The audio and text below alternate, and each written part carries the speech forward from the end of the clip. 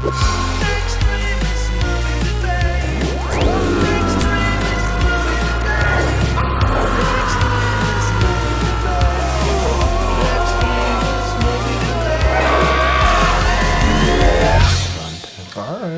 the Extremist Movie Debate, and tonight we're talking 2017's Alien Covenant.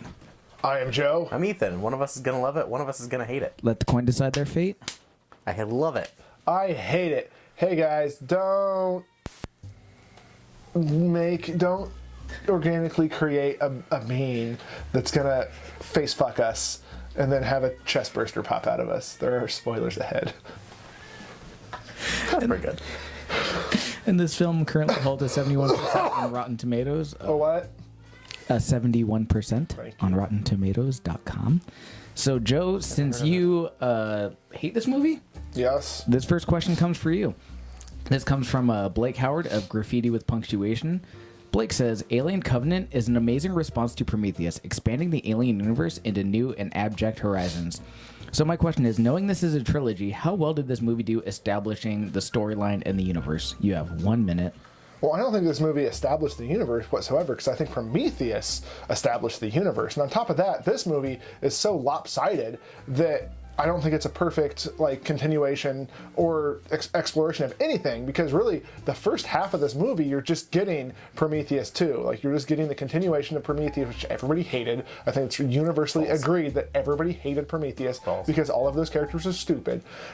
And then the last half an hour of Alien Covenant, you actually get the alien part of the movie, where you get the xenomorph and you get all of the horror and all of the gore and the mayhem. You get all of that in the last half an hour. And basically, Ridley Scott is just saying, hey, everybody who bitched about Prometheus, here's some disgusting stuff.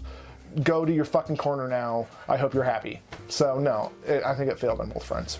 Okay, thank you. Ethan, you have 30 seconds to respond. Alien established the universe, and it established a universe of survival horror, and then the subsequent movies drove it into the ground and killed it, because there's only so much you can do with an alien on a ship in space.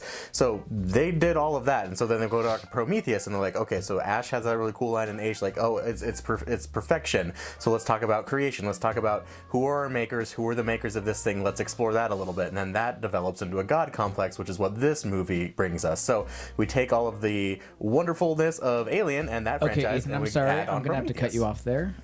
Joe, you have 15 seconds to respond. So Ethan says you can only take an alien on a ship so far, and what do they do in the end of Alien Covenant? There's an alien on a ship. So clearly, based on what Ethan's saying, this movie failed.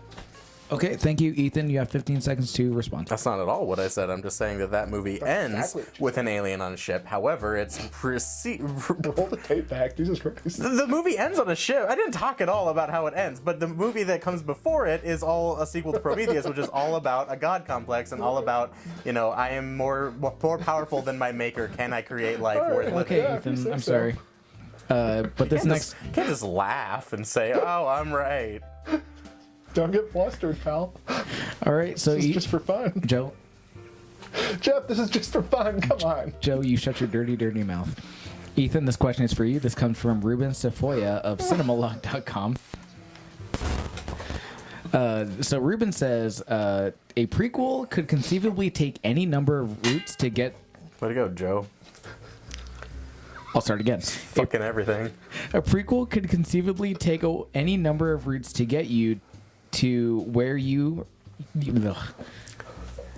prequel could do anything in the world. Yep, but Scott seems to be peppering us with bits of mythology, like the interesting elves that lead nowhere, or clues that lead nowhere in this television series Lost. In the end, they're all dead anyway. So do you think the style of the Prometheus series needs to change despite the audience ultimately knowing where the series will end? You have 1 minute. No. It's doing great, because what we have is we know what's going to come at the end. And so to have 3 stories leading up to just that would be stupid. To have 3 stories, however, delving into other characters that the series has created and all of their intricacies and actually adding some philosophy onto that, that's what makes it great. This movie peppering in Paradise Lost and Milton and talking about God complexes, that is all wonderful. Talking about Ozymandias, great. Bring in all of the Brit Lit from high school. I want it all because I want this movie to be elevated beyond just survival horror, which is what Alien was. Aliens made it just a douchey action film. Alien 3 had some moments, but it was really just, showing what studios suck at. And then Alien 4 was, let's just see everything we can possibly do with this, and then that was a terrible idea. Prometheus has an opportunity to go a little bit beyond what was already established, and it is taking that and running with it because, again, we know what's going to happen in the end. We want to see how you get there. We want to see how you get there with compelling characters and narratives. Okay, perfect. Thank you. Joe, you have 30 seconds to respond. Ethan just brought up like the laziest part of the writing of these movies, and they're just picking the lowest hanging fruit with like Paradise Lost and Ozymandias. And Who wrote Paradise Lost? Milton. So they're just picking the lowest hanging fruit, basically because we've all read it and we all know it. So they're basically just using buzzwords for the audience to go, oh, I feel smart now. And secondly, there's no like continuing characters except for David. All of the characters we don't have time to actually connect with because they're all dying suddenly. And David doesn't even make any sense because he's a machine and machines don't evolve. And David... Thank you, Joe. Ethan, you have 15 seconds to respond. What's the quote from Paradise Lost that they use in this movie if it's so up its own ass and so derivative? It's not my time. No, Joe, answer the question. Legitimate question. Joe, I would like you to answer the question. If your argument is that, this movie is pulling from something that we already know and it's not adding anything to any conversation whatsoever, then tell me what the dialogue is. Well, I mean, if it wasn't for the technical difficulties... All right, hold on. What is Paradise Lost about? Excuse me, gentlemen. You're on my time right now. Joe, you have 15 seconds to respond. So David, like... as a machine, like, shouldn't be able to evolve, and his character having a god complex revolves around his own evolution, which is an impossibility with a machine. So, I mean, I feel like that's a large plot hole within this movie, and I would love to... Okay, thanks, Joe, but I'm going to open up the floor for debate. You guys have 4 minutes to discuss, and go. When did you become a computer science expert to tell me what AI is capable of? I'm just saying, if the idea of a machine and a machine's taking over and gaining consciousness, that just doesn't make any sense when you're trying to compare like AI to like basically he's no more than just like a car's motor. How do you define artificial intelligence? To say like the very essence of artificial intelligence is to adapt, is to evolve, is to learn. How would you possibly say having a creature with artificial intelligence that is not allowed to evolve? If it is man-made, it's finite. And that's the issue. No. David's that capabilities. Is the issue with David and his makers. David's capabilities are infinite. That's the issue. He realizes that he comes online and realizes in 5 minutes. It takes 5 minutes of life to realize I am better than my maker. I am not limited. Even in Spielberg's AI. And so his maker says, you know what, fuck you, go pour me some tea. And David gets to spend the rest of his life trying to kill that maker and this is what be better than that That's maker. An impossibility. It's an impossibility. It's not an impossibility. He succeeded. Flawed human beings. He succeeded. He just followed because his mission. It made it easy. Tried to find eternal life for Waylon. Didn't find it. It made it more intriguing for the Prometheus trilogy to make sense. And now he gets to create his own orchestra. It's irritating because that's just not like man cannot make something infinite like that. No, that is irritating. That's the frustration of humans in this series. And now we have an element that's what's so frustrating about where you have the series infinite. as a whole. Can you answer me a question real fast? Of course I will riddle you this. How is the eggs a more effective way to spread like the xenomorph than the pods? I don't know.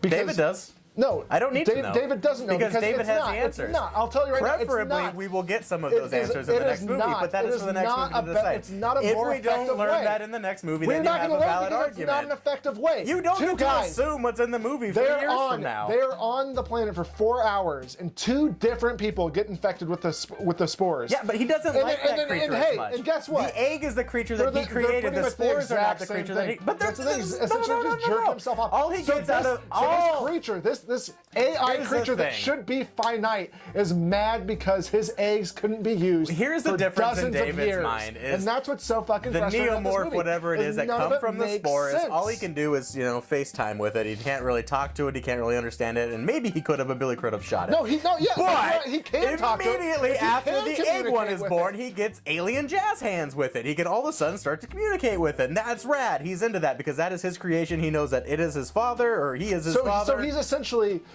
man made an infinite creature, which they should not have been able to. Agreed. And then the infinite creature then makes a subpar creature. That is your opinion. Ridiculous. Just because it's different doesn't mean it's subpar. Did the humans kill it?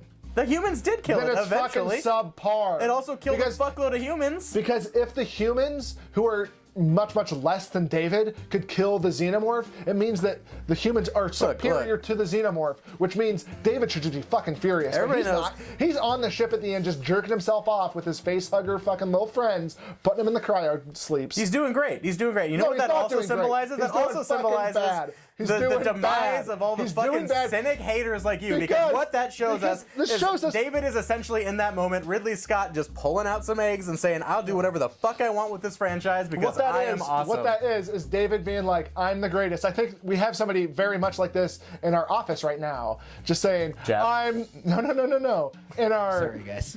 government, just saying, I'm What? the greatest with all my flawed ideas, but I'm better than everybody else because I have the best ideas and I have the best inventions. Yeah, Here at are least some this- fucking And subpar At least I'm sorry, David ideas. fucking created something, at And I'm least- sorry, on that note, I'm going to stop you. And Joe, if I could just say, wrong. At least David can play recorder. What did you guys really feel? I'm positive Donald Trump can play. Well, Oh, that's who you were talking about? Yeah.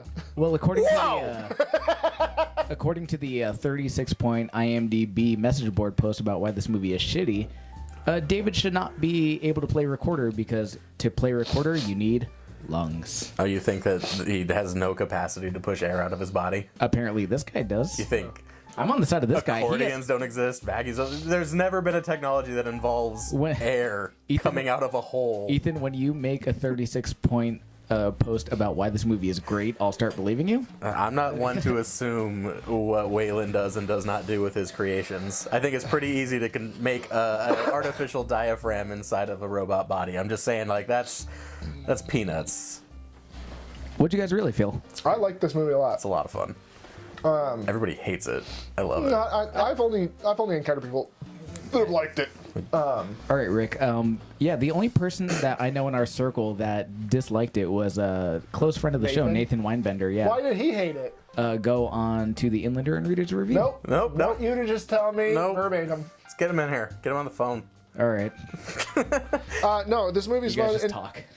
it's like, if you didn't like Prometheus, this is what's so wild to me is people who hated Prometheus watch this movie and they're like, oh, this movie's fucking good. Just like how can you hold those two opinions in your head at the same time? Because this is very much just a sequel to Prometheus, and the issues you had with Prometheus are also present here. Yeah. So like, what is your It's because it's a little bit what more clear switch cut. flipped? It's because Prometheus made you actually think a tiny bit, which I think that we're both on the same page in thinking that Prometheus is not that complicated, and people think it's way more difficult than it actually is. And I'm sorry if that makes us elitist, but just watch it again, man. It's not that difficult.